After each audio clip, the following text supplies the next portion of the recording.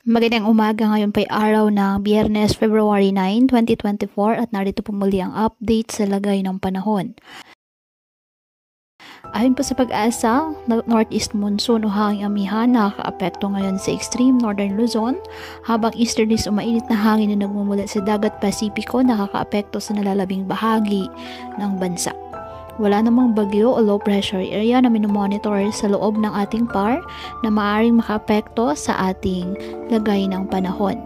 Wala rin pong gale warning na kataas sa anumang baybayin ng ating karagatan, kung kaya malaya pa din pong makapamalaot ang ating mga kababayang mangingisda at may maliliit na sasakyang pandagat.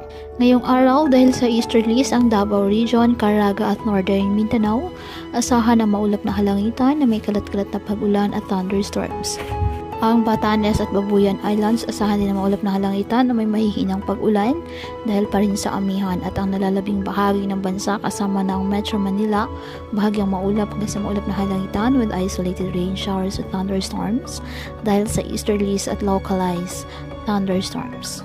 Kaya patuloy po natin na pag-iingat pa din ang ating mga kababayan sa pantapan po ng mga pagbaha at pagguho ng lupa, at ugalin po na magdala palagi ng payong o kahit anong panangga sa ulan o di kaya na may sa init ng araw kapag lalabas ng ating mga tahanan.